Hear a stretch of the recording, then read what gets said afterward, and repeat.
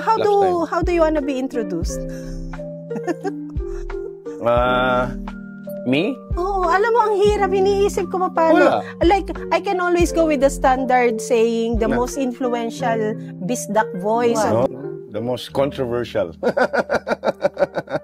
If you are to introduce yourself, how will you introduce yourself? Well, I'm just a Cebuano guy. Wala naman eh. Doing vlogs, ganon. Yeah. Well, actually, no, yeah, not vlogs. I mean, I'm a political satirist. You know, I do satire and commentary.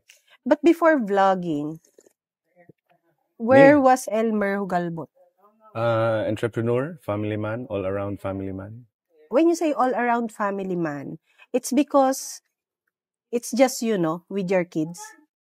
Yeah, my kids, my business. Your kids and your business. And when we say it's just you and the kids, may presence ba ng babae sa bahay? Of course, my ex-wife or my still wife because hindi pa kami nakapag-officially. You do co-parenting or you still live in one roof? No. She's overseas now. She's based overseas, yes. Overseas. She Yes. helps you financially? Yeah, of course. For the kids? Not me, but she directly sends it to my oldest daughter. So may katulong, may katuwang ka naman pala. Yes, no. Nung nasa trabaho na siya. But when I was still doing my entrepreneurial, yung kalakasan, you mean? Yung kalakasan na negosyo. She didn't work, no. She ran the canteen of our small backyard factory. What happened? Sino may mali? Sino nagkamali? You can never really say sino may mali sa isang relationship, no. You know, I really don't subscribe to the idea na hindi nag-work out ang isang relationship because mali si ganyan, mali si ganito, no. In all honesty, in every failed relationship, ang relationship mismo ang mali. Or both of you are mali. So you regret meeting her? To be honest, I have no regrets in my entire life.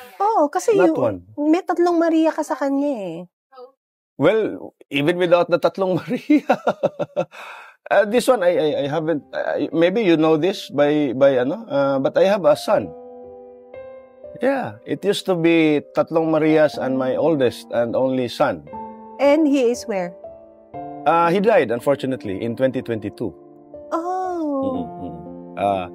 Your eldest son? Acute myeloid leukemia. From the same marriage? From the same marriage, yes. He was our first child. He was how young? When he died, he was 21, turning 22 in July. Yeah. I didn't know, Kuyang. Yeah. And I'm sorry to hear that. He literally died in my arms. Here. Kamukha mo. Actually, kamukha ni Romnick Sarmienta.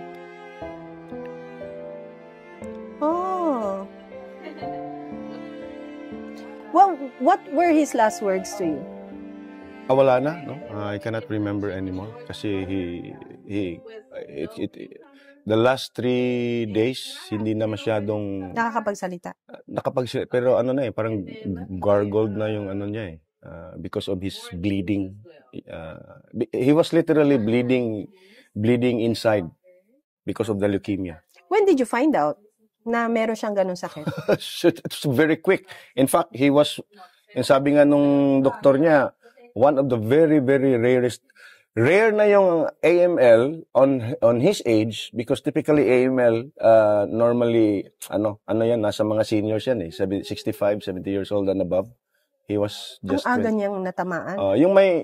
Usually yung child leukemia, yung ALL, acute lymphoid leukemia or something like that.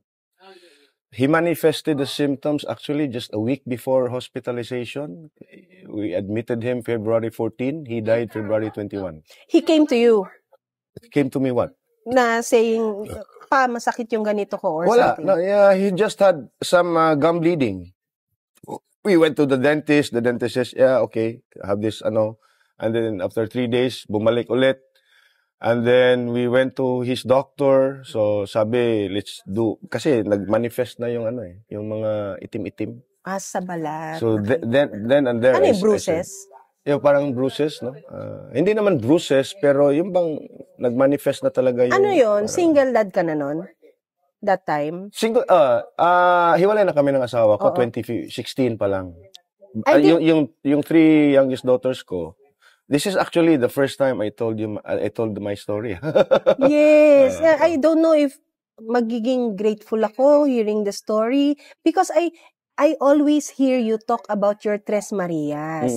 I didn't know about your eldest son Yes. na ganyan ang yung pinagdaanan mo ba? And part of my questions na gusto kong itanong sa'yo, ano ang fear ng isang single dad? Naunahan ako ng kwentong ito. Ano yung...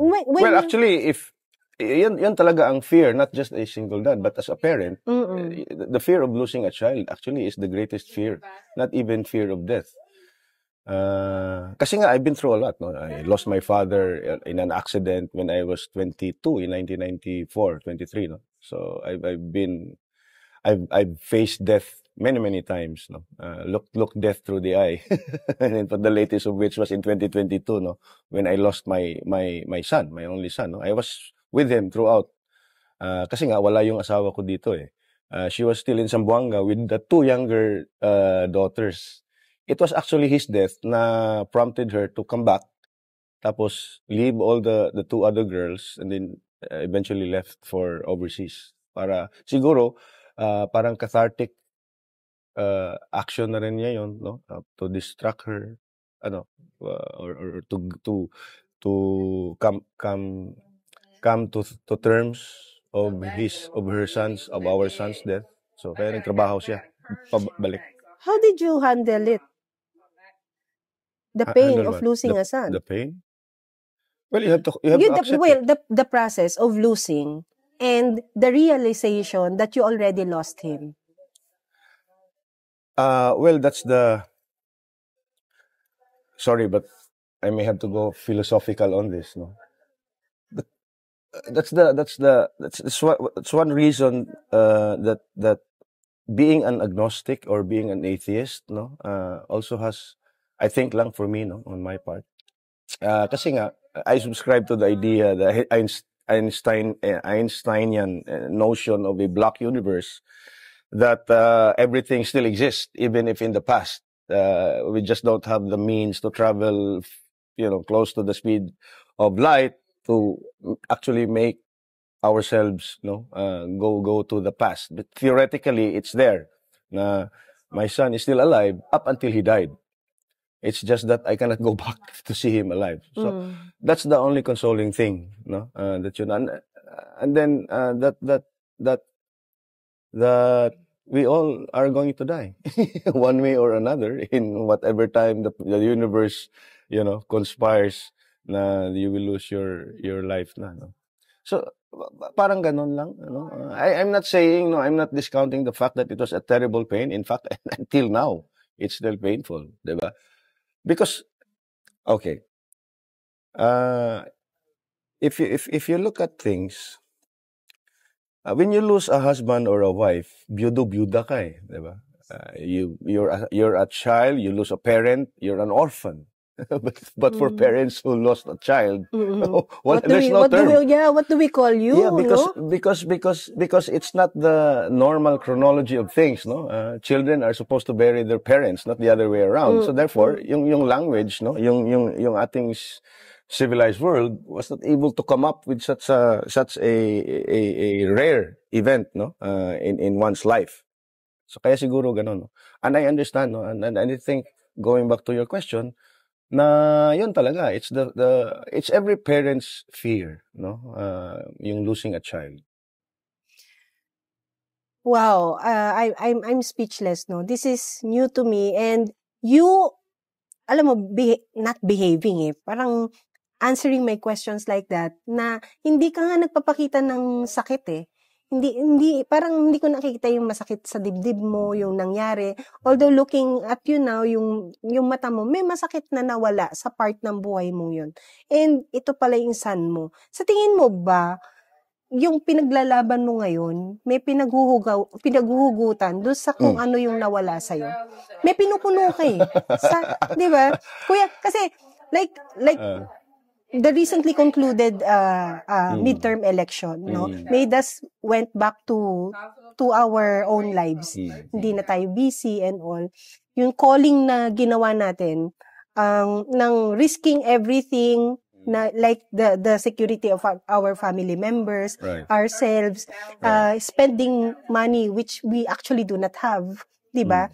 Not everyone will believe that, but 'di ba? Merong bang ginawa mo ba 'yon just because may pinagtatakpan ka na void sa sarili mo? On the contrary, I'm doing what I'm doing precisely because that was probably the only regret I have in my life. Because for so long a time, my son, in fact my children, no, have been urging me to go out and do political writing. In fact, my son actually wanted me to run for office. Siya yung siya yung panganay ko, no, na anak na lalaki na talaga, why don't you try politics? Because hindi naman sa nagmamayabang tayo. People have been egging me to run for office where I am, no, doon sa aming small town, small barangay, no. Na tumakbo nga, no. Even in the 90s, no, when red tagging was not yet a fad, I was already red tagged by politicians there because of my left leaning and progressive, and people back then said, no, our constituent is not ready for your politics. You're too idealistic. At sabi nila, no. But anyways, going back to what your question, yun na nga, no. So when he died, my son died, no. In fact, we spent the closest moments in my life with my son actually was during the pandemic. Kasi nga stay at home, ganyan. So he works out. And then ako din, I was lifting weights by then as well, no. I actually was about 4 kilograms heavier nun, no? So ngayon, every time we do, grab some beer and talk, sabi niya, because of the social media na nga, at that time, why don't you go, mag-political writing? Kasi every time, I'm the most political guy. Every time may inuman, may handaan. You talk about politics. You'd open up about your... Kasi tinatanong ako eh. I'm the go-to guy. Halimbawa, I'm invited to, even before the vlogging, if I'm invited to a family's, sasabihin niya, uy, tingnan mo si ganyan-ganyan, kumusta na yung bansa natin? Ano ba yung masasabi mo? Parang ganun ba? And then, so, ikaw lagi may opinion. So my son grew up, no,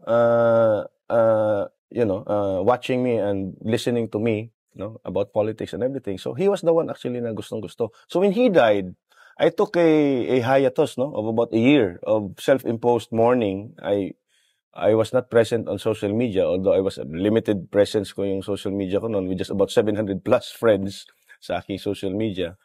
And then I, started, watching YouTube videos on because I wanted to write a book, a memoir of my son and me, because I was really the 8 days in the hospital, from admission to until his death, no. Gusto ko talaga, no, because if you've read the book Tuesdays with Maury, the small book, no, small book, lang yan, hindi pa, pero I have a copy. Yeah, parang gano'n, no. But siguro about 6 months or so later, 7 months, no, and I was looking at the four horsemen of modern atheism, and Sam Harris and Daniel Dennett, and these guys, Dr. Jordan Peterson, who I actually don't agree with in some of his points. So parang ganon, no, because I really wanted to write na.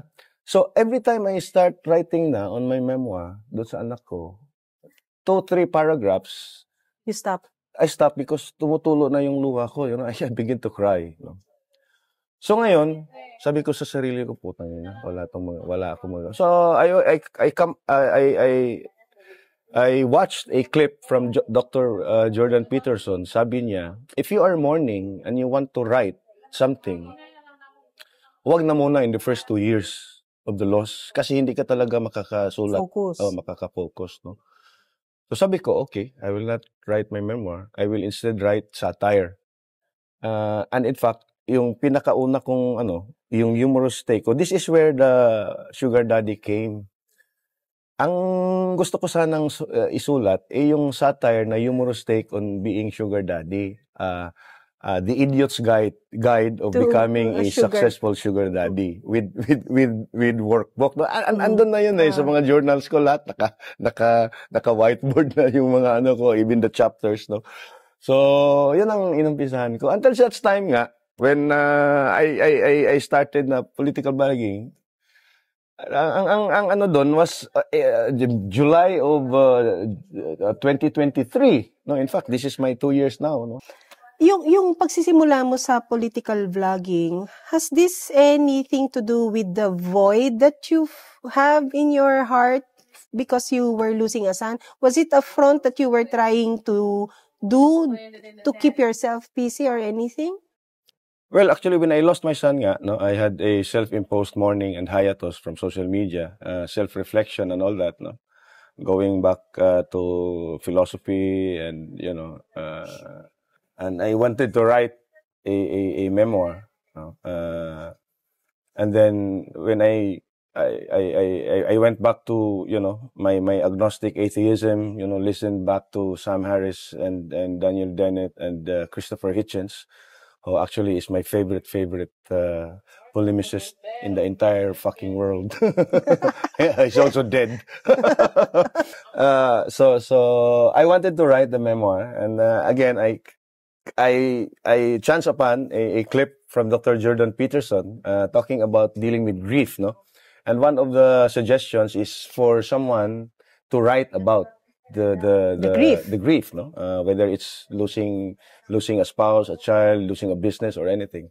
But sabi ni Jordan doon is you cannot write what you want to write or deliver the story right, no? Pagka masyadong malapit yung panahon doon sa actual event that caused the grief, no? Sariwa pa, no? Sabi niya is the minimum is 2 years, no? 24 months, no? That you should put some semblance of ang tawag diyan, proper organizing, no? Proper compartmentalization of the events, no? Sa thought processing, no? Parang ganon, no? Because when I started writing every time I write, no, kasi na yung journal ko naka 10 chapters na ako for the memoir and everything, no, because it was the 8 days in the hospital nga so 8 chapters yun, no, until his death, no. So every time I do this, kasi I'm a pen and paper guy, you know me, no. I saw you. I saw that in you. I have this small notebooks, no. Niloloko nga kita. Ano ba lumabas sa weteng? Yan na nga And I also have my phone with me, no. I do notes and I do voice memo. Recording to remind yourself. To remind yourself. Or if I have an idea, I just hit siguro nasa mga 200 na ito. Hindi ko pa na-revisit, no. But anyways, no, I started writing. Every time I write, hindi lang ako makaisang dalawang sentences, tumutulo na yung luha ko, no. So that's how fresh the wound is, no. So tama si So kaya nga, meron din akong nabasa, no. If you wanted to write talaga and you're dealing with grief, you start with a humorous article or a humorous story or whatever, no. So yun, I wanted to write na rin yung parang satirical take, because this is a taboo in our Philippine society, no. It's happening. People accept that it's happening, just like HIV infections are. But people are not talking about it, no. Which is the sugar daddy industry, no. The sugar daddy, ano tawag nito? Business? Not the business, situationship, but the sugar daddy demographic, no. So I wanted to write a humorous take on it, at ang tinitle ko doon was The Idiot's Guide to Becoming a Successful Sugar Daddy, no? So parang, pero it was a sarcastic take, no, on that, no? Kasi nga, meron nga mga tricycle driver dyan na, acting like sugar daddies to, women, more than half their age, no? But is the sugar daddy thing an image you let on screen, or is there a truth to you one time in your life that you were one? Actually, parang it got attached to me kasi nga yung because the manner by which I communicate and I converse with people, no, there's this Sugar projection that daddy-ish. yung sugar daddy-ish vibe daw, sabi nila. And it doesn't help yung LGBT community in my town, no, talaga, because I love the LGBTs. In the 90s, I was an adopted member of the LGBT community, having been a part of the beauty pageant committee. Wow. I was technical director for 6-7 years. Yeah, so I've seen it all, no, backstage, from swimsuits to gown and everything. I've seen everything. The anatomy of a woman, it's. Well, I won't go that far, but anyways, no. So a woman doesn't entice you anymore? If you've not seen the it all, body, you say. not the body. Not the body. Well, of course, the body sometimes. Do you like younger women? I like women of all ages, to be honest. Of all ages. Yeah. Of all ages would also mean to say someone older than you. Of course. I've had a relationship with somebody older than me when I was in my 20s. 3 of them, in fact. Proud pa ang gago. Is this setting a very good example to your Tres Marias? I don't really want to call myself or set bars and examples for my daughter or even my audience, because it's too cringy for me to say that, this is my example, follow what I do. But you impose something to them, being you lost a son, and then you're doing the parenting on your own. I mean, on your own, meaning being physically present, available for them when they need you, no?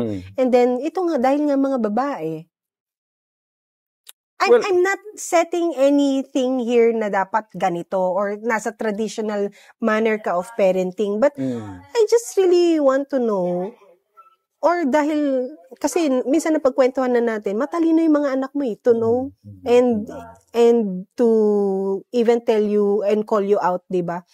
Tapos, you talk about taboo issues such as yung, you join them, you buy them their underwears, diba? May ganun na pagkamalang kang jowa ng isa sa mga anak mo sa isang department store, yung mga ganun, diba? Right. So, kung ganun naman ka open-minded sa family, I hope it's not creating any trouble sa kanila na si Papa naman, parang ano it's creating trouble within the family, outside of our own family. The extended family. They too are comfortable with how I'm parenting, no? Because they feel that I'm too liberal and too Is it on the side of your on all sides? Wife's family, or also your side? Not so much on the side of my wife, kasi nga they're from Zamboanga and all the family are in Zamboanga, and to be honest, she's a full-blooded Muslim. Tausog, so do you plan to free yourself of the legal binding marriage with her? I was waiting for the divorce law. No, kasi nga kasi ako pro-divorce law talaga ako kasi yung annulment system natin ngayon very adversarial. Imagine proving that the other party is psychologically incapacitated. So you have to make up all those stories, negative stories about the other party so that you can be free of the marriage. To dissolve the so marriage. That's very adversarial to emotional for the parties and the children. And then it's too costly. The divorce, however, is recognition of the marriage, and then recognizing that it failed, and then you come to an agreement how to divvy up the properties, how to do the co-parenting, and so it's very cooperative, collaborative yung divorce, no? Hindi masyadong masakit. Hindi masyadong masakit, hindi masyadong komplikado, and it leaves room for collaboration even after the split, no? Although there are, what they call as a very bitter divorce, no? But still, compared to an annulment na talagang napaka-messy. There is no annulment that's not messy. You're gonna pretend your whole life na it did not happen. No? Yeah, because it's void ab initio. Yes. That's actually an oxymoron, a paradox. How do you then consider your children if the marriage is not valid in the first place? Sino tong mga to? Sino tong mga to? Diba? So kaya yun. But you're waiting for it because you eventually plan to remarry? Well, not exactly. Just free myself from the past. Na kasi even if I can accept that I can actually, live my life. Yeah. Still kasi still bibiruin married. sana kita ngayon na it's not like it's stopping you from being with someone. Exactly, no? Diba? Or her, or my even wife. herself. But again, no, there are some things siguro din na you have to put some closure, no? Kumbaga, it's a cliche, but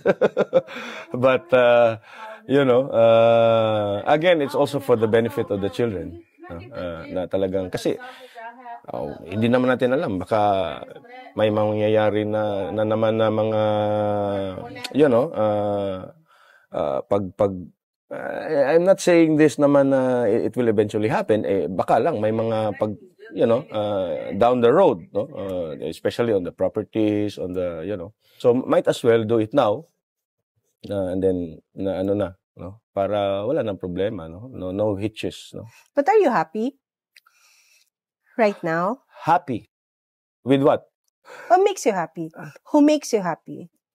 Well, ako kasi happiness for me, actually, again, going back philosophically, happiness is just the absence of sadness. Because if you look at life, you are born into this life full of pain and suffering, even when you were born, di ba? Di ba? Pinupukpok ka pa para umiyak ka, para so you can breathe, di ba? So everything that we are doing now actually is just to survive and keep ourselves away from pain and suffering. And if we are not undergoing any pain or suffering, then we are happy. Diba? Because come to think of it, if the absence of pain and suffering, is not there, you will not be happy. That's why, when people ask me that, what makes you happy? Well, if I don't have pain and suffering, then I'm happy. like where we are right now, diba? Kung meron kang isang pakiramdam na kayang iwasan, what would that feeling be? Being in love. Bakit? It's too overrated. Love is so overrated. Why? It's an invention Is it like the recent Hallmark civilization. card? No, not the Hallmark card, but it's too overrated. Just like university education and our degrees, it's imposed to us, no? Iiwasan mong ma-in-love? Not naman iiwasan, but the feeling. Because, Why? ano kasi, no? I'm always in love with the feeling of being in love. All right? So, did you get me? Na I'm in love with the feeling, of being in love. Not actually, it's the pursuit, to be honest. Yes. No? It's the pursuit, no? Siguro, ganun din ako adventurous, no? When it comes to personal feelings. Ngayon na lang ba yan because the marriage failed? Or ngayon na lang din ba yan because you lost a part of you na yung son mo? Or it's always been like that too, Ibi Hugalbot? It's always been. I was never the marrying type. But Honestly, you married your wife. 2 years after she decided to live with me. But for you to lead there and seal the togetherness with a marriage, it's in your head that the marriage should happen. Okay, ito kasi nangyari, no? Okay, so magka-shota kami, late 90s, ganyan-ganyan. So tapos, pumunta sa bahay. She wants to live there. Buntis na kasi. Hindi pa siya buntis na. Buntis na ng aming son, no? Sabi ng nanay ko at ng kapatid ko, Day, sigurado ka, Day? Sigurado ka? Yung bang, are you sure? Please, ito yung anak ko, is this blah, blah. Talagang nanay ko at kapatid ko. And then, because alam nila kalokohan mo.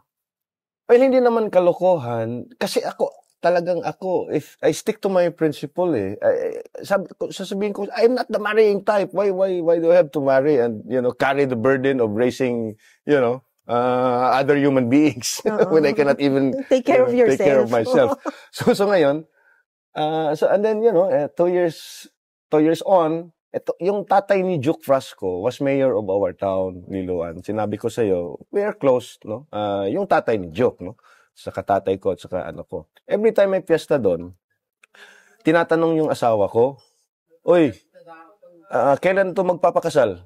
Tinuturo ako, kailan kayo magpapakasal? Hindi akong tinatanong, ha? Yung asawa ko. So sabi ng asawa ko, nag-shrug lang, smile, sinasabi, ewan ko sa kanya. Yung tatay ni Duke Frasco, sinasabi, Inday, kung itong si Elmer gusto na magpakasal sa iyo, even if it's 2 in the morning, kahit madaling araw, gisingin mo ako kasi He will do it for you. Ako mismo ang kakasal sa inyo. Yan ang laging sinasabi. Ngayon, the following year, namatay yung tatay ni Duke Frasco. Oo, doon sa States, no? Umuwi. Kaya nga si Duke naging mayor the following election. So, Dodong Dako, Duke's father died in June. So, I decided na to get married na sa October. Kasi parang a feeling of guilt. Oh. Kasi namatay na lang yung yung kaibigan ko na mayor na nagpresenta na siyang magpakasal, hindi naman nagpakasal. And, for practical purposes as well, kasi nga at that time, hindi na naman pwede na i-carry yung last name ng tatay because you're not married. You just have the acknowledgement doon sa birth certificate. So, October ata yun, I decided. And that was also the time that I went back to college. 10 years after I should have graduated. Because I was supposed to graduate 1992. I left college with just a semester left, no? And one design thesis subject. So I went back. No, I started my business and then had my wife and then my second child, actually, my eldest daughter. It was also the time that I graduated. Had my diploma, 2002. 10 years after my actual batch graduated, no? It gave you inspiration naman pala. You mentioned your mother a while ago, no? She lives with you. Yeah, she lives with me. No? Meron ba siyang ganyan sa'yo na? How young is your mom?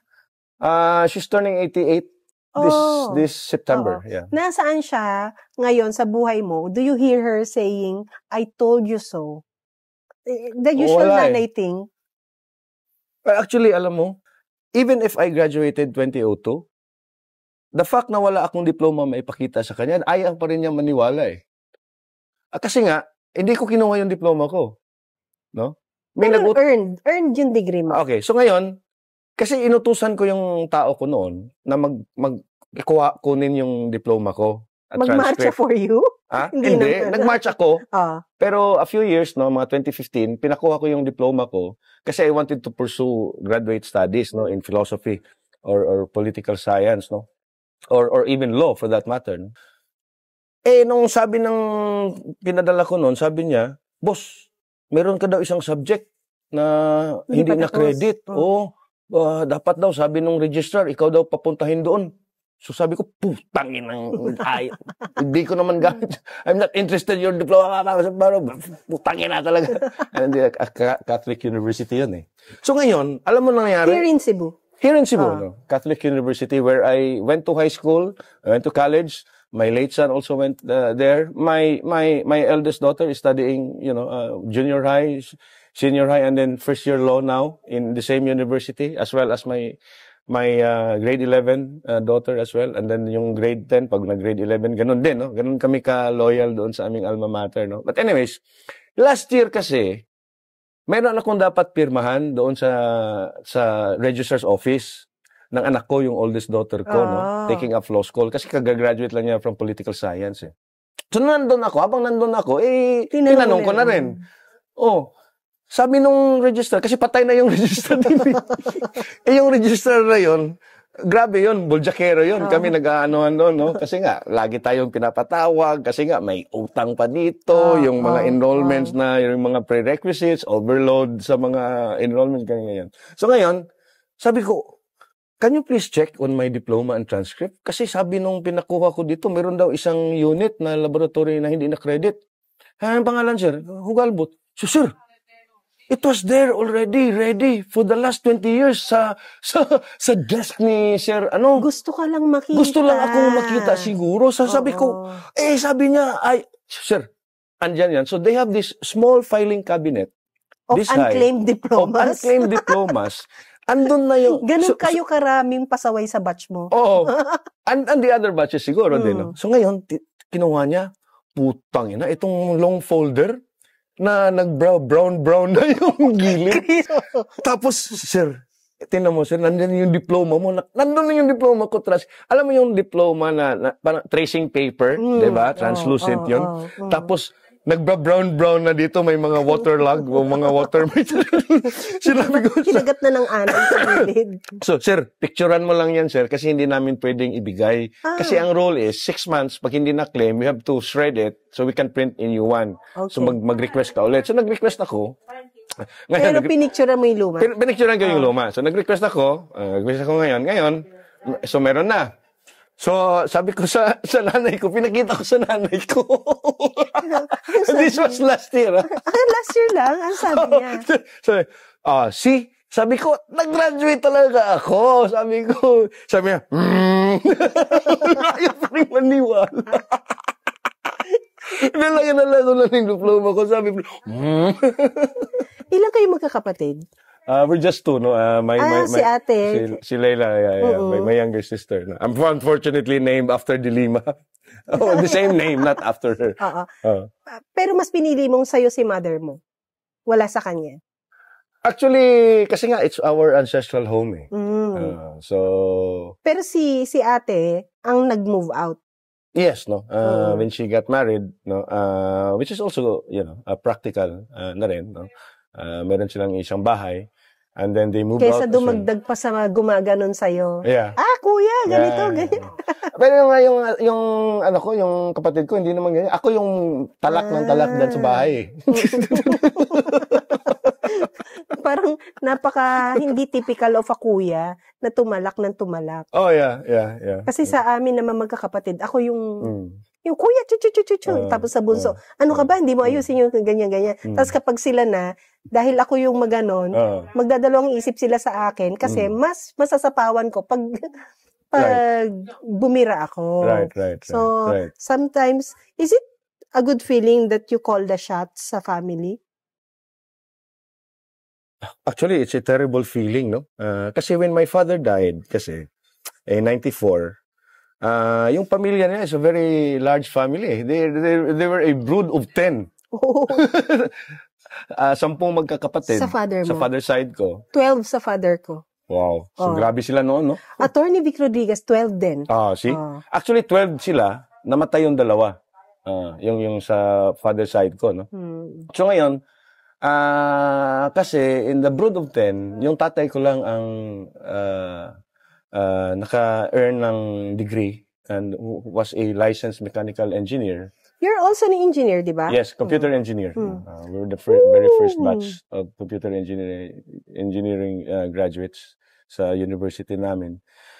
So, eventually when he died, kasi nga, alam mo naman yung kultura ng Pilipino, yung edukado, siya yung tinitingala, no? Diba? At pag nagde-decide sila about the family, yung mga may problema. Why is it a terrible feeling, you said? Kasi at 24, parang I was forced to step into the plate na pag nagmi-meeting kami, you were forced to man up. Yeah, I was forced to man up, no? And then, siguro din, kasi nga, I was also very vocal, no? Doon sa pamilya namin, no? So, kaya I was the de facto, no? Legal consultant of everyone, of everybody sa pamilya. Pag may mga, in fact, pag may mga away-away, mga ganyan-ganyan. Yeah. So, yan. Is your mom is healthy overall, given her age? She's healthy for an 88-year-old, but she has what, 14 medications? Are you also healthy? Me? Mine, probably lakas mo healthy. Mag-smoke, uminom. Hindi naman ako malakas uminom. Hindi naman ako malakas. Pero meron kang episode of your vlog na sip and shots and chats. Every weekend, Saturdays. So you're telling me na every weekend ka lang umiinom? Yeah, ngayon. But at least, no? But I think you should, lessen the sticks. Yeah, I think so too, no? I wanted to, when the rest of the Maisog core are shedding weight, sina Attorney Ai, sina. Are you guys trying? They are, no? Attorney Ai, Attorney Ai, I will have to. Yeah. To probably I already lost some, Attorney Ai, the last time I saw her. Yeah, because she's hiking na, no? Niyayaya niya ako. Attorney Ai is a runner. She ran 40K, 42K ata, no? The longest, no? And sabi ko sa kanila, if you're shedding weight, I would probably wanted to gain back my 4, lean mass, go back to 62. Because, no matter how I eat, ganito lang din ako, from 57, 58 kilos, no? Did the campaign make you gain or make you do unhealthy practices? Hindi naman. Actually, the campaign, no, because hindi kasi naman katulad. Kasi yan yung mayat-maya, may pakain sa ganyan, may pakain. Ako kasi sa campaign ako nag-gain, and also during the campaign naman ako nag-shed. Nawala din, nabawasan din ng timbang. Right. Because yung kainitan yun na talaga yung physical na yung trabaho. And then yun na rin yung mga pagkakataon na halos di ka na rin makakain. Right. Na somehow grateful ako because it helped na mabawasan yung timbang ba. Pero during the time na medyo relax pa, doon naman yung may pakain si Mayor, may pakain si ganito, merong sponsor. Yeah, I see you now and you probably lost about 2 or 3 pounds. 6. 6 pounds? Oo, 6. Wow. So that's about 2.5 kilos. Huh? Imagine yung laki ko, 'di ba? Parang kahit ako sa sarili ko parang not diring-dire, pero hirap na hirap na. Hirap na hirap. But now I'm grateful for yung weight loss. So I was about to ask you, did the campaign stress you out in a good or healthy way? What do you miss about Actually, it? physically wala namang masyadong dealing with kasi wala kaming katulong sa bahay no? So every time I go out, I have to find someone, my sister or whoever, a cousin that I can live with my mom, no, while I'm away, no, on the campaign trail, no. Pero hindi naman masyadong yun lang ang challenge, no. Pero physically wala naman siguro din, no. Ang lang doon was I was able to draw a clearer map of the political landscape of Cebu, no? Yun ang key takeaway ko doon. Second is yung the challenges and the opportunities siguro, no, na rin. How do you see dealing Cebu? a national campaign? How do you see Cebu now in the next 3 years, given the new leadership?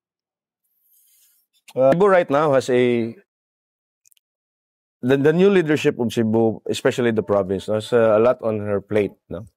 You don't seem confident about it. Well, I'm not. I'm not really, because the former administration's allies are still well entrenched in provincial politics, because it's only Pambari Cuatro who won. This I keep repeating to to the disappointment of some, Duterte supporters. Because I don't want them to forget that yung ulo lang, si Gwen Garcia lang, yung natalo. Okay?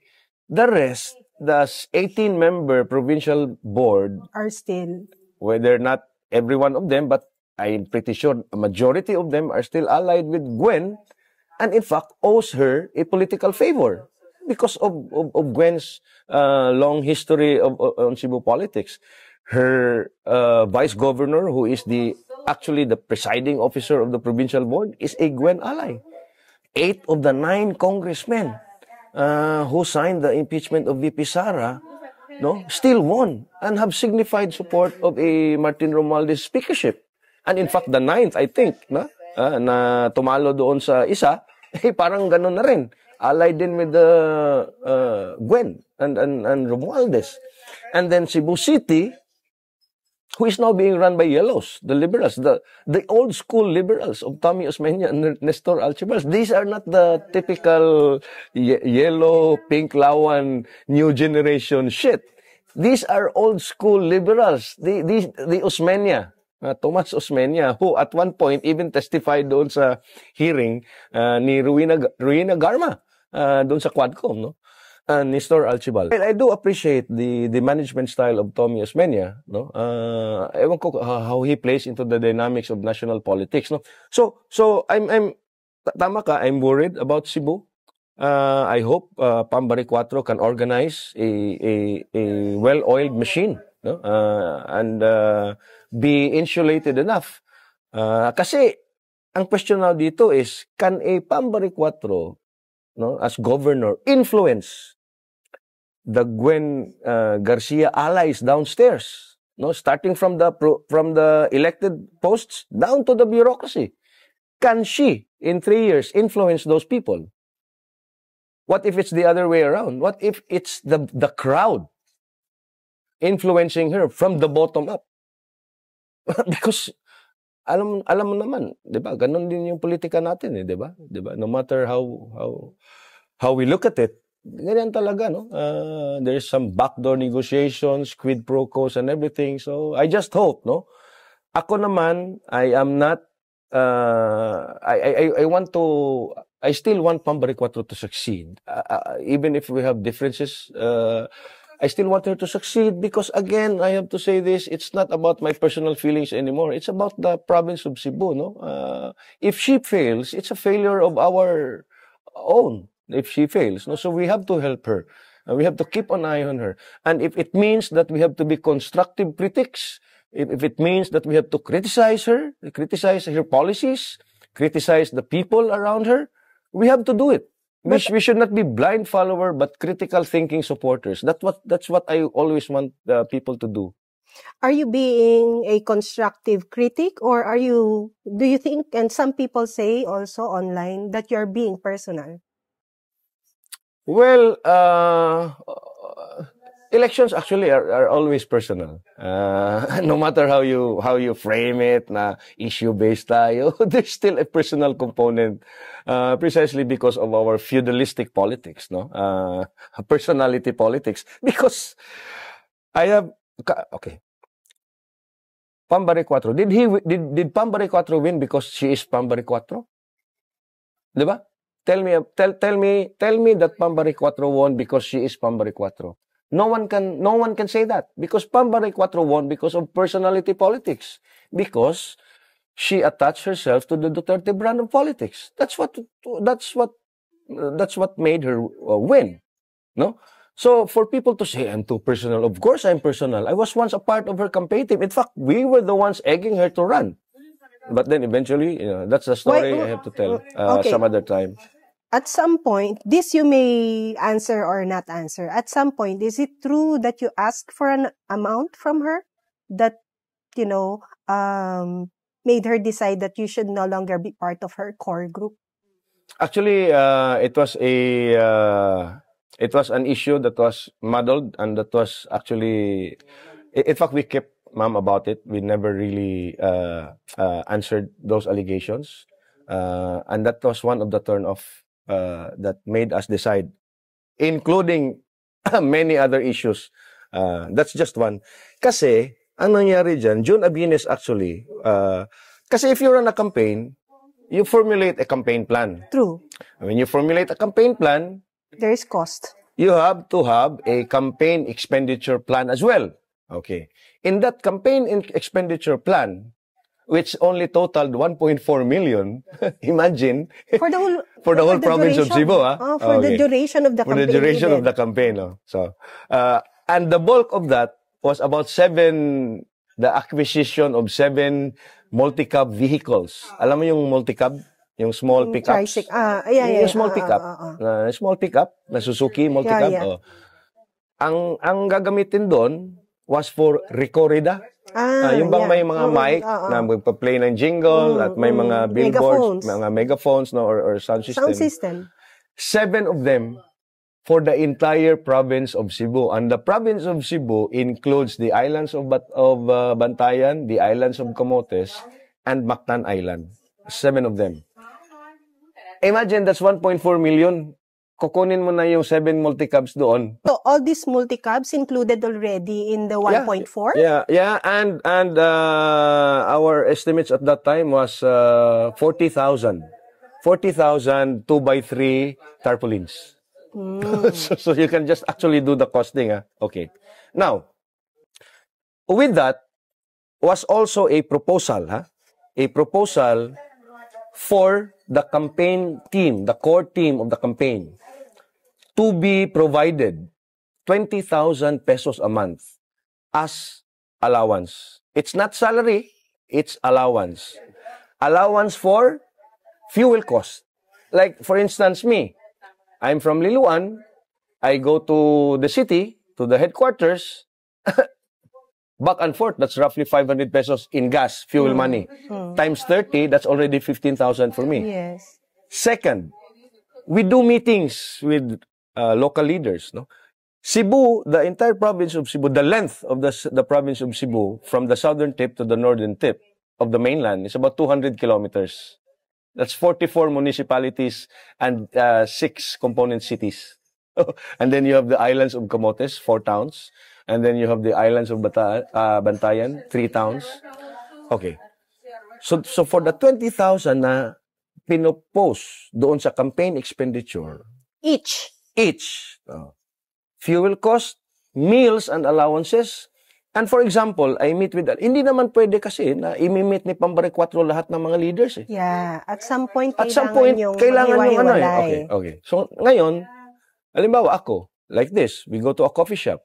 A businessman wanted to talk to me because he has 200 employees and he wants to know about Pambare 4, why he should campaign for his 200 employees.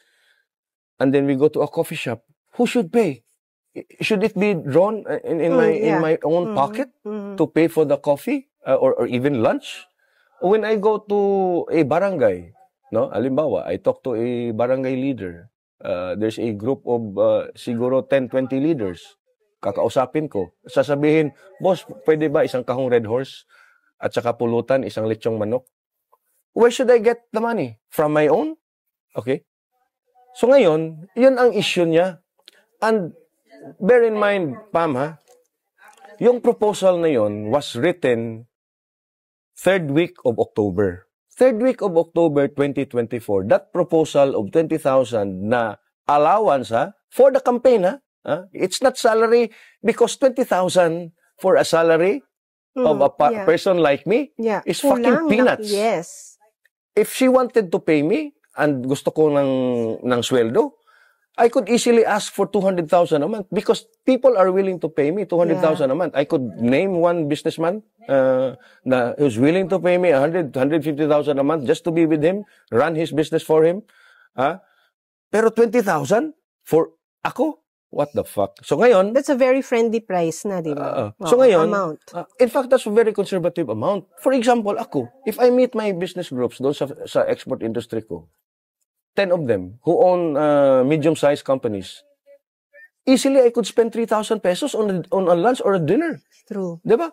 So anyways, so that was made and presented by John Abines, by the entire team, 3rd week, last week of October.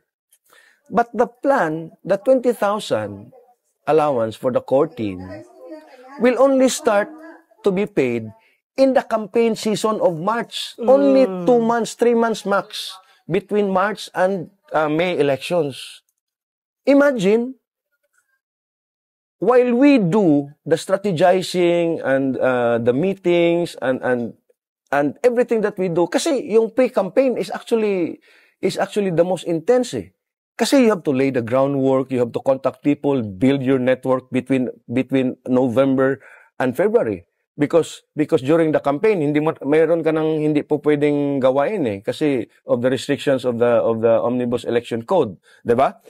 So, meaning to say, yung pinopose ni John doon will only start to papatak lang yung Metro noon sa March. For local elections. Pero, local campaign. Pero, we were still obliged to go and do our thing between October to February. October, November, December. Pay for our own fuel, pay for our own food. Diba? So ngayon, nung nakita niya yun, objection ng object. So talagang, pinagalitan ko siya. No? Pinagalitan ko siya sa chat at meron akong alam mo naman ako even you were witness to it, no? I'm the guy that says the very hard, painful truth because you need to hear it, no? Because just like what Bongbong Marcos is doing, he's surrounded by yes men. Wala talagang magagawa. You have to be so ngayon. Isa lang 'yon, no, sa mga but again, there's a lot other things na issues namin kaya we left the campaign of Pambari 4. But you said it a while ago naman that you are still praying for her success and of course, province success also. I hope lang na may darating yung time na magkaayos-ayos ulit, no? Well, I can be civil, no? Yeah. But ganun ka naman eh. Di ba nagkaroon ka pa nga ng challenge before na gusto mong makausap si Gwen despite you always trying to criticize her. Na kapag ma-meet mo siya, you can be civil with her and talk about things. Yeah. No? Ganun ka naman, no? Yes, Oo. yes. Kaya mong i-set aside whatever is personal. Of course, no? Of course, no? Hindi naman ako, although I'm very combative, no? Sa social media or sa mga live or whatever. Professional din naman tayo, no? Pagkaharap natin, even our, perceived opponents, no? Let's talk about Cebu Maisog, Kuyang. What's to look forward to in the next 3 years for Cebu Maisog? Well, I hate to preempt, no? But Cebu Maisog it's a challenge, but we want Maisog to reach out to more Cebuanos and be more relevant, no? In the day-to-day political and social landscape of Cebu. We are actually meeting and coming up and forming our core advocacy, which still again toes the line of the Transparency, Accountability, Peace and Security Initiative, and hopefully learn the lessons that we learned during the previous campaign in preparation for 2028, no? Because we still of the belief that the Maisog movement, no, can participate again in the elections by supporting one or more than one candidate. Hopefully a local candidate, no, na talaga that Maisog will not just be a social action movement but more of a social and political. There must be a political component of the social movement. Otherwise, ang mangyayari sa iyo is tuwing may may issue lang, doon ka na magko-convene. And then after that, people will forget you and who you are, no? So, yun ang iniiwasan namin kasi yung momentum and the respect that we earned, no? Sayang kasi, no? Nandyan na eh. Andyan na. And then secondly, we have to put Cebu and the Cebuanos relevant again on the national stage, no? Kasi yung Cebu kasi nakakalimutan lagi. It's either Davao and Manila, Davao, Manila lang. And in fact, if you look at the history of presidential elections, all the presidents, no, from Gloria Macapagal to even stretching back to, well, not exactly kasi nanalo si Lito Osmeña, the previous presidents, no, from GMA to Bongbong Marcos, they won in Manila and in Cebu.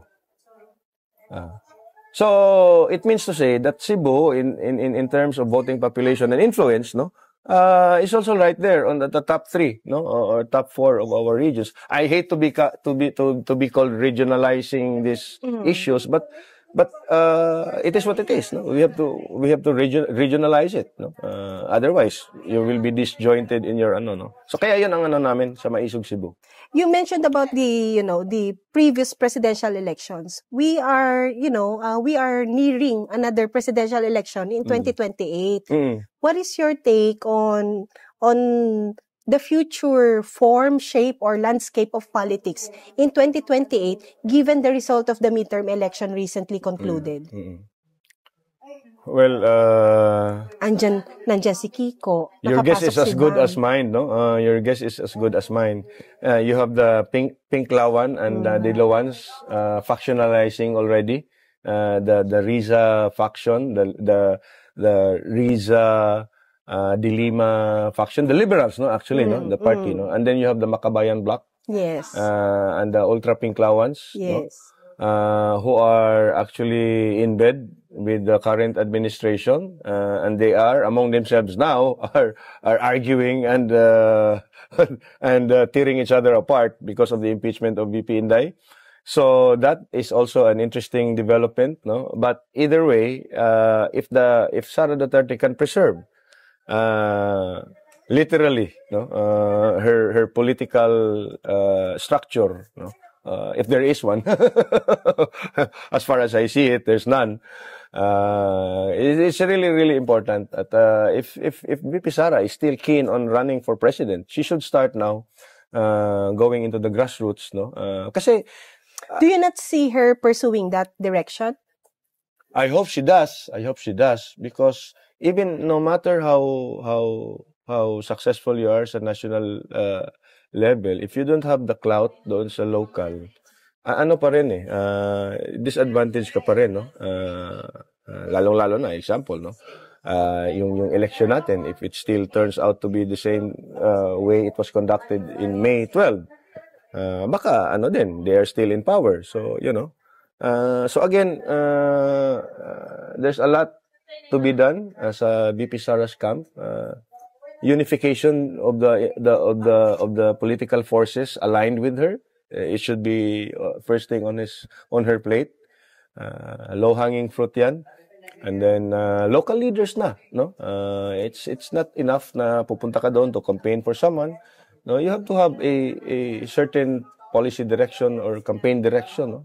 As early as now, so that people will see na seryoso talaga to, no? To be president, no? Yun lang. Will it be challenging for the Dutertes on 2028? Sige, sabihin na natin it will not be Sara, it will be Baste, it will be another Duterte or someone else from the Duterte side. Will it be challenging for the opposition on 2028 given na may iba ng players na nakapasok? Yes, no. In fact, it will be a bit or quite difficult for the Duterte camp, no. I think now, no, sa 2028. Again, sabi mo na nga ito, no, I agree with you. Andyan na si Bam, andyan si Kiko, andyan si Riza, tapos andyan pa si Chiljokno at si De Lima sa baba. Now, people are saying, liberal party yan sila, Ocho Derecho yan sila. What they fail to see is the American hand running the ship, the liberal ship. Kasi pag walang funding yan sila, matagal na yang nawala eh.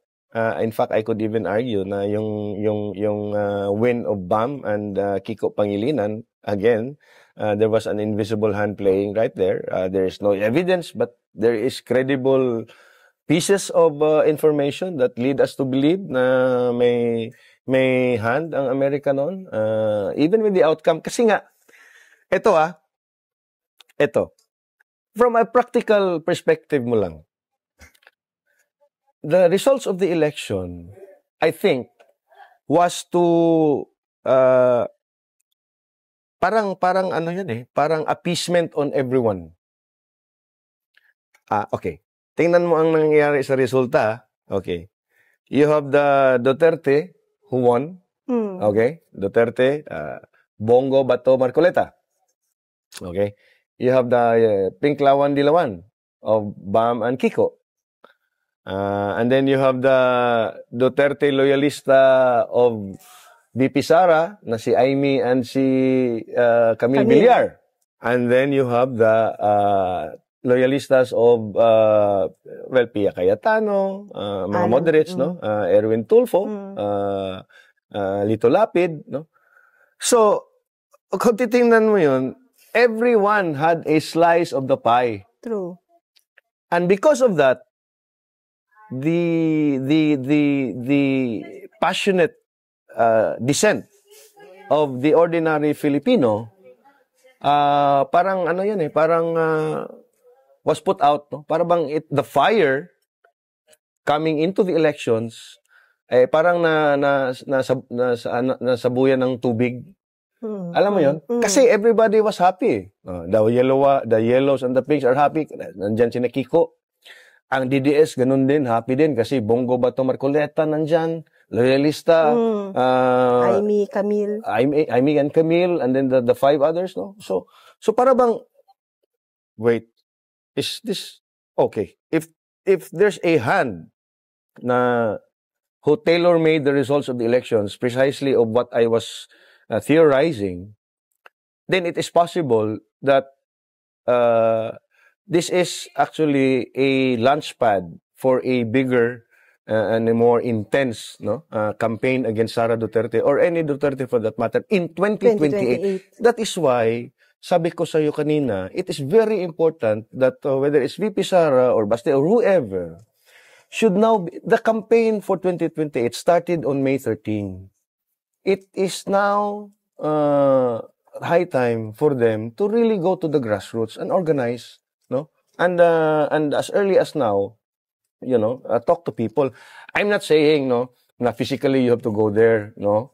Kasi vice president ka pa nga may impeachment ka nga na hinaharap But what I'm trying to say is, she could have probably a few good men on her side na who can do it for her, 'di ba? Para after this impeachment brouhaha, she can actually start, no? Her campaign moves. Kasi tingnan mo ilang taon na lang, 2027 filing na Correct. Diba? This year is as good as done. Right. And next year 2026, nandiyan na naglalabasan dapat yung iba na nag-express na ng intention na I can be an option, 'di ba? Right.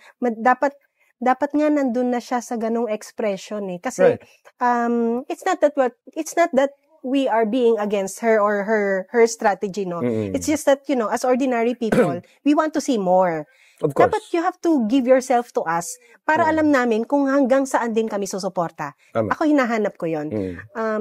And will you still be for the Dutertes in the 2028 given na may mga other players na? Well, actually, if the old man, will still be permitted to live until then, until 2028, no, I will probably again seek his wisdom. Hopefully, she's still as strong as intelligent by that time. No? So we are still guided, I think, no, by his wisdom. Again, it's not about the Duterte, but the Duterte brand of governance and Correct. The philosophies Yes. of the old man. VP Sara, I think, no, is still a reluctant president or a reluctant candidate, no, I think, no. Although yung mga ginawa niya is sa it kampanya, a front that she's playing? I think so too. Maybe it's maybe it's just her personality. Kasi nakikita man naman talaga yan, no, even during her mayorship sa Davao. But again, that being said, no, it doesn't mean na you don't tweak. Kasi Ang political dynamics, nag-iiba yan eh. So Totoo. therefore, you have to also be dynamic in your approach, no? Whether in countering or countering the counter moves of your perceived opponents. But then again, I think, ano yun eh, the Dutertes are here to stay. At sabi ko nga sa mga kaibigan ko, if you really believe in nation building and contribution to nation building, you look at the future, and the future is still the Dutertes. No? Whether it's Sara in 2028, Baste in 2024, you still have Opolong, and surprisingly or not surprisingly, you have Kitty Duterte. Yes. And then you have the two sons of Pulong now as congressman and councilor of Davao City. Omar Enrigo. So again, no, I'm not saying again nga, no, because of the feudal nature of our politics, personality based. Ganun talaga, but it doesn't stop you from electing people from the same family na again espouses the same political philosophies that you believe in. So again, I will still be again I'm saying this, no, without judgment or prejudice. I am a critical thinking supporter, not a blind follower, no, because criticizing your allies is much more important than criticizing your opponents. True. Diba? So, ano yan eh, it invites self-reflection, no? If you're a true leader. Kaya nga successful si Digong eh. He listens to everyone eh. He allowed it, no? He allowed himself to be criticized. Yeah, and he allows himself to be criticized. He listens to critics. In fact, he talks to critics. Exactly. Encourages criticism. And in fact, even encourages dissent under him. Yes. Di ba? Nag-aaway-aaway na. Hindi nga niya sinupres ang media. No? Hindi na sinupres yung media. No, Kuya, merong, sa resulta ng midterm election, the youth sector played a very important role. Ano sa tingin mo yung magiging influence nila in shaping the incoming presidential election in 2028?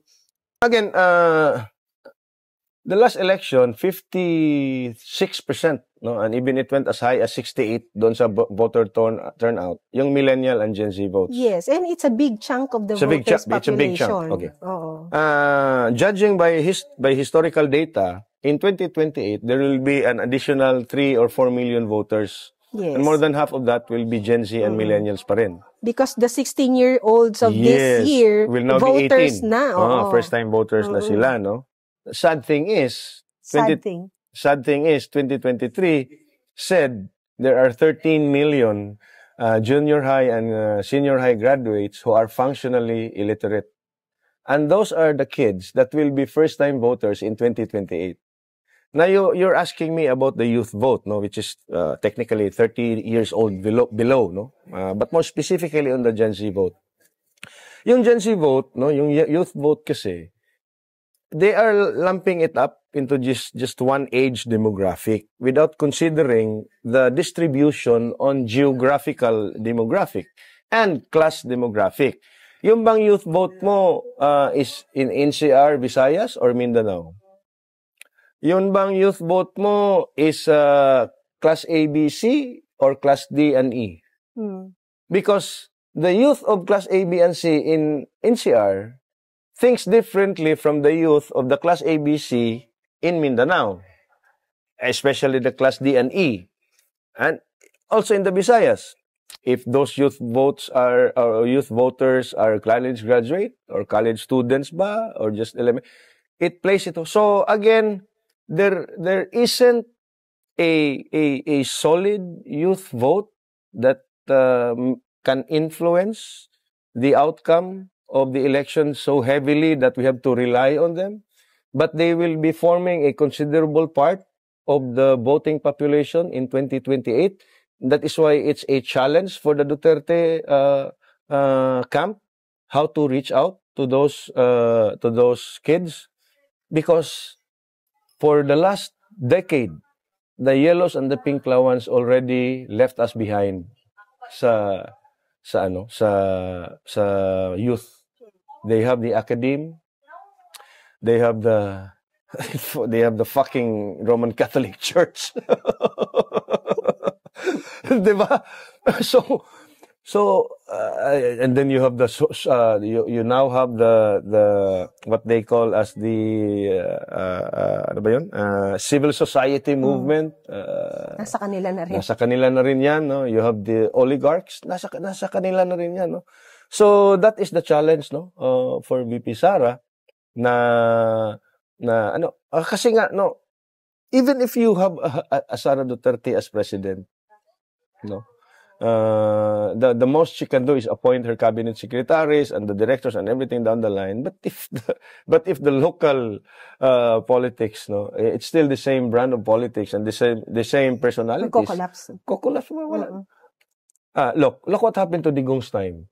There were some significant changes. I agree. I really, really agree. No, talagang massive yung impact ng Digong presidency. Nagka-pandemic lang. Kung walang pandemic, yung momentum nun talagang, it should have exploded already. And I would even argue na kung walang pandemic, I think VP Sara would have run as president. No? Kasi nga, the momentum of the Digong presidency would have propelled her, no, with or without the Bongbong Marcos. No, that's one thing, no, na ano ko. Kaya nga, sa tingin ko, malaki ang tatrabahuin. Sara could win the presidency, no? But the thing is, can she win the bureaucracy then? No? Can she win the civil society? Can she win the public intellectuals who are so against her? No? Can she win the United States, who was now intensely exerting its influence on the Philippines, no, and shaping us up as the next battleground for their next proxy war? So again, that plays a lot, and then again, the influence of the Americans, no, on our youth. No? The social media, will it still be significant in 2028? They will be more significant. I think so, no? Social media now will be playing a very huge part, no? I think, no? In the political discussion and in the political landscape, it has been proven now na ang influence ng social media and social media personalities. That's why they're trying to clip it. Doon sa mga TRICOM hearings nila, which fortunately ended na. Yes. I hope Martin Romualdez is dethroned. And even if he remains a speaker, I hope he doesn't convene another TRICOM, because he can always do another Quadcom and another TRICOM composed of different, another chaos, no? So I think social media will play a greater part. There are some new pages and new accounts, new personalities coming up, which is also good for the political discourse in our country. I agree with Atty. Vic, no? Social media now is the new media. No? Social media now is where people get opinions and interpretations of what is happening really, while traditional media, andun lang yung mga tao for the real news, no? Yung bang may aksidente si ganyan, may ganyan si ganyan, yung oil price hike, yung ganyan yan, but more on in-depth discussions and on politics in general, they go to social media na talaga, no?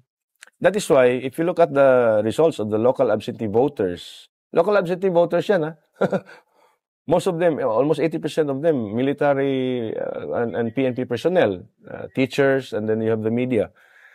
All of them voted for Duterte-aligned candidates. I think top 14, no? Walang alyansa doon, no? And where did they get that?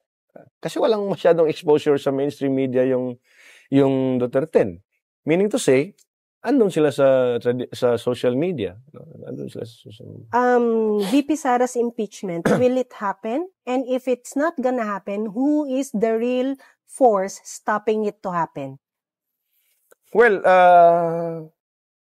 it will happen in a sense that on June 11, the impeachment court will be convened. No? It will Is happen. Is that enough time? Well, yung administrative matters will happen, but the actual full-blown trial will never happen. So we have to separate, no, those two things, because convening an impeachment court, no, is the first thing on the table after the presentation of the articles of impeachment. Kasi how do you deal with an articles of impeachment if you are not convened Yes. as an impeachment court? So therefore, convened na yan. But then after that, you have to have, halimbawa, after the presentation of the articles of impeachment, the rules say the respondent, VP Sara, has 10 days to reply on the articles of impeachment. And then when they receive the reply from the respondent, the prosecutors at the House has 5 days to reply, no? And then maybe a rejoinder from the respondent. So there isn't enough time, no, in the 19th Congress. The question now is, can it cross over 20th. to the 20th Congress? And there are two schools of thought there, no? Sabi nung iba, the Senate is a continuing body. It only ends on legislative matters, but sui generis yung impeachment court. It can cross over, the analogy being the Supreme Court and the Court of Appeals, no? Na pag nagretiro yung ibang judge, no, continue yung mga kaso doon, no. But I don't subscribe to that idea precisely because the impeachment court is also a political court, no, more than it is a judicial court. So in my belief, it cannot cross over, and I think Bongbong Marcos has realized na it was really a bad decision for him to let Martin do the impeachment, no, and even the rendition of PRRD to the ICC, no. So those were very, very fatal miscalculations on the part of Bongbong, fatal mistakes, no, on the part of Bongbong Marcos and Romualdez and Lisa. And then again, no, you ask me who is the greatest, no, or the biggest hadlang doon sa impeachment. I think it's the collective of the new Senate of the 20th Congress. No, it's the new collective, and the current composition of the Senate of the 19th Congress, siguro nag-iba na rin yung kanilang pananaw because of what happened. So Si Marcos, does he not play a big role in saying or telling the Senate na, huwag nyo na ituloy, baka malagot ako dyan? Si Amy? You mean? No, Bongbong. Well, he probably is, no? Through Chis Escudero, we can actually see the pattern of when I realized, no, yung sinabi ni Tito Soto, na hindi pala na-refer pa sa Senate Committee on Rules. Rules ng impeachment, yung pinasa sa kanila. Meaning to say, Chis Escudero was playing it safe. They wanted to play it, no, by the ear. Kasi ang sa tingin ko noon, sinabi siguro nila, okay, we hold on to it, pero pakinggan muna natin ano yung resulta ng election. Midterm. If we get 8 or more senators from Alianza, full-blown trial na yan. Correct. We will, and then force it to the 20th Congress. Okay? They can actually revise and make their own rules. Yes.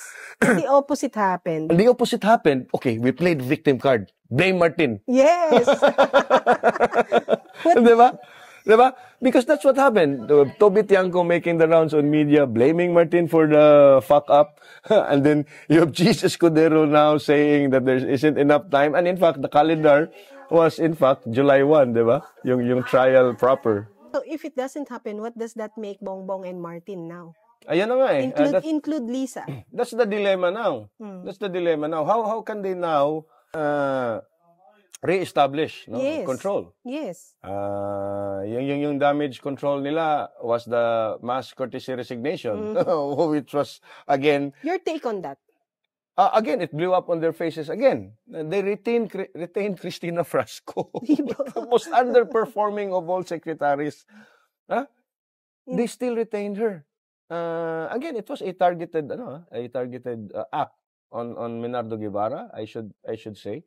Kasi nga his recusal on the petitions filed against the rendition of PRRD doon sa ICC. Yeah. So yun, and it blew up in their faces. Kasi nga it was just a lame attempt, no, to project some semblance of authority, no, sa kanyang gobyerno na wala talaga din. After Marcos in 2028, will there be another Marcos after that? In local politics, maybe. Local, you mean to say Ilocos? Ilocos, no? So that means you will never see a Sandro Marcos in the Senate. I think no. It's very, No very... more, no? Even Aimee, Hindi nila inalagaan eh. hindi nila, even Aimee will be a hard time. Because imagine, she's just 12. Oo, grabe, no? Nakakapit lang siya eh. No? Parang ang sinadya, pinaramdam sa kanyang ganito. Ganito masaktan. And there was even a remark from Baste na I still didn't vote for you. Diba? Davao City didn't vote for you. And in fact, I think it was Baste din siguro na I correct me if I'm wrong, parang nabasa ko rin na there was a remark din doon sa the Hague na he doesn't believe na Aimee can bring back PRRD. Did he say that? Doon sa the Hague? He was asked do sa ano niya people's conference nila, no, di ba kada lumalabas sila from the detention, nakikipag-usap sila, parang he was asked, niniwala ka ba na si Aimee magpapauwi? And then he said, is she still here o nakauwi na? Tapos nung sinabi ng mga taong nakauwi na, he said, hindi totoo, kasi umuwi ka nga naman eh. You did not try, even if there's not a chance for you to get inside, you didn't stay. So where is the sincerity in that, no? Tama. Where's the sincerity there? Agree. Right. Kuya, maraming salamat sa oras mo. I think we should do this again. And I'm very, very glad that you Kulang somehow... pa yun, ha? Ilang oras ba yun? We'll have more. Oo. Tinitingnan ka na nila. Sikat ka talaga. Hindi. But, I'm very grateful na you chose to tell your story here. And I hope you really had a great conversation with me and my viewers. Your last message. Wag naman last message. For this episode. Well, anyway, wala naman. Just raise your level of awareness. No? At, we're all busy raising our family. No? Busy with our careers. No? But it doesn't mean you should be insulated from politics, because after all, politics, especially national politics and national policies, affect your work and your family. No? So, wala lang. Ang message ko lang is you continue to be aware and to discuss what's happening. We are the most politicized country in Asia, but the least participatory in terms of policy. Unlike the other countries, the developed economies, na hindi sila masyadong political, even in the States, no? Hindi sila masyadong political eh. Ilang percent lang ng kanilang population very political. But when it comes to policy direction, ordinary Americans feel that they have to participate. Very much involved, no? Very much involved, no? Even in Europe, no? So, yun lang sana. Maybe because we are just a young democracy, a young country. Hopefully, this is part of the birthing pains that we have to go through. So yun, continue to patronize Pam's new great conversations. I hope we can do this again as well. Maybe 2 guests, no? Threesome. See, that's EB Hugalbot for you guys. Thank you so much for joining Great Conversations. Don't forget to follow and subscribe, and do not forget to hit that notification bell. Thank you so much, Kuyang. You're welcome. Bye, guys. Bye.